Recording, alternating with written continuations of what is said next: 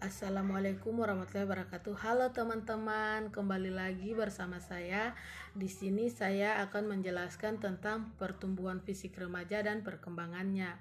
Perkembangan seksual dipengaruhi oleh faktor pola keluarga, kesehatan pada umumnya, dan variabel normal. Biasanya perkembangan ini dapat diduga sebelumnya, misalnya remaja perempuan yang ibunya terlambat mulai menstruasi, kemungkinan juga akan mengalami keterlambatan. Remaja yang mempunyai badan kecil dan kurus juga akan terlambat perkembangannya dibandingkan dengan yang lain. Pematangan fisik lebih dini khususnya pada remaja laki-laki yang lebih besar dan lebih kuat daripada temannya akan menyebabkan kebanggaan tersendiri.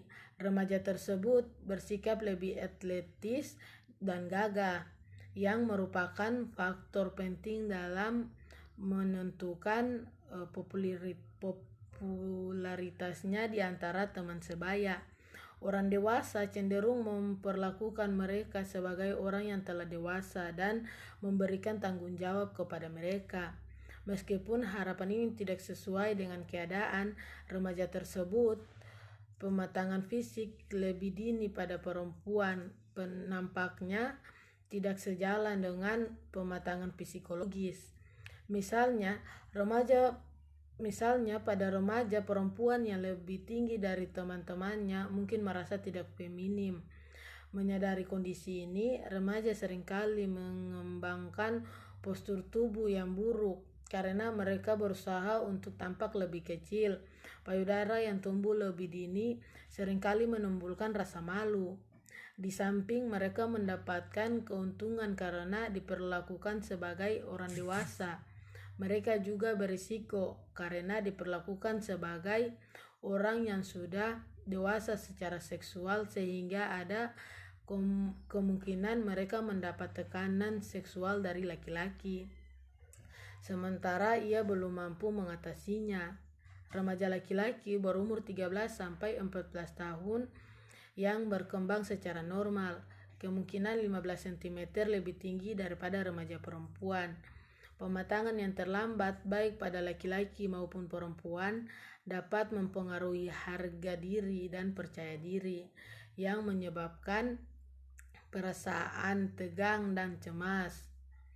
Kepercayaan diri dalam pergaulan akan terganggu, khususnya pada remaja laki-laki akan mengalami hambatan dalam bergaul dengan remaja perempuan yang biasanya secara fisik atau mental lebih matang daripada remaja laki-laki. Jadi, remaja yang melihat temannya bertumbuh lebih dari dirinya mungkin akan merasa cemas dan tidak beruntung. Orang tua seringkali merasa cemas apabila anak remajanya mengalami hambatan perkembangan yang kemudian membawa mereka ke dokter. Perlu diingat bahwa keterlambatan pada perempuan sampai usia 13 tahun atau laki-laki sampai usia 15 tahun mulai dalam batas normal. Biasanya pematangan akan terjadi usia 16 tahun untuk perempuan dan 18 tahun untuk laki-laki. Keterlambatan dalam perkembangan remaja jarang disebabkan karena masalah hormonal. Dampak dari keterlambatan perkembangan ini dapat dikurangi dengan cara memberikan peneguhan atau reassurance bila keterlambatan itu masih dalam batas normal. Seringkali remaja yang terlambat berkembang akhirnya lebih tinggi dari rata-rata. Remaja sangat sensitif terhadap perubahan badannya. Akibatnya mereka merasa memerlukan privasi. Antara lain, orang tua perlu mengetuk pintu bila akan masuk kamar mereka, seperti perempuan. 1. Pertumbuhan pesat. Dari 10-11 tahun konsultasikan kepada dokter bila pertumbuhan pesat sudah mulai sebelum usia 9 tahun atau belum mulai pada usia 13 tahun. 2. Perkembangan payudara. Dari 10-11 tahun, perkembangan payudara biasanya merupakan tanda awal dari pubertas. Daerah puting susu dan sekitarnya mulai membesar.